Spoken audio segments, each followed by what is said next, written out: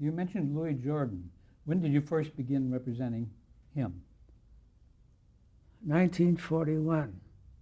It was one of the cocktail lounges that I booked at Capitol Lounge. And he came in as a supporting act for the Mills Brothers.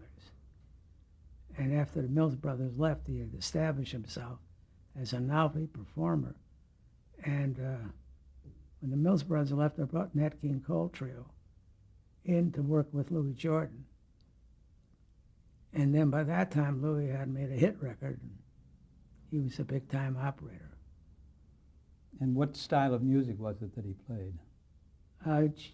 Jump music, novelty. Swing? He was a great novelty singer. Was it swing? Hmm? Was it swing music? Yeah, swing, sure. Yeah. Mm-hmm.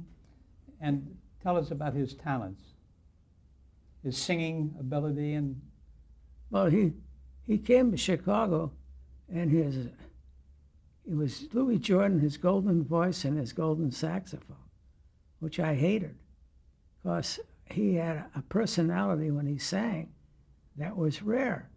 So I said, let's forget about the golden voice. Let's do these novelty songs. You can still play saxophone. It's okay with me. But you have to entertain people if you're working in a bar. And he was a great, great entertainer. He developed into one of the great entertainers. Novelty songs.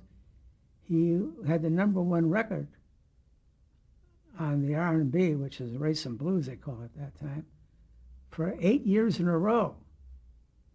And they said he didn't sell as many records as Nat King Cole. Of course, Nat had the general public, but I'm not so sure of that. He sold a lot of records. There was a big market for black entertainment records. was there the same kind of market for him to make personal appearances? He not only made personal appearances, he outgrossed every black attraction in the theaters, and he outgrossed them all on one-nighters. A 6-piece orchestra played these great, big, huge arenas, great, big, big theaters, and he outgrossed everybody. Did he play in all the major cities? Every city in the country. He played 90 days of one-nighters, starting in Houston on the Labor Day, with the whole South every night, all the way through, ended up Thanksgiving Day in Kansas City. Kansas City was the preferred date in the country.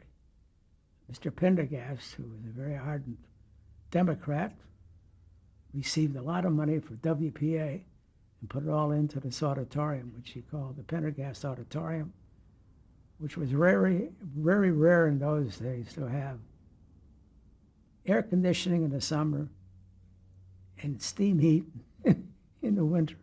So everybody wanted to play 4th of July and Thanksgiving Day in Kansas City at the auditorium. We had both dates.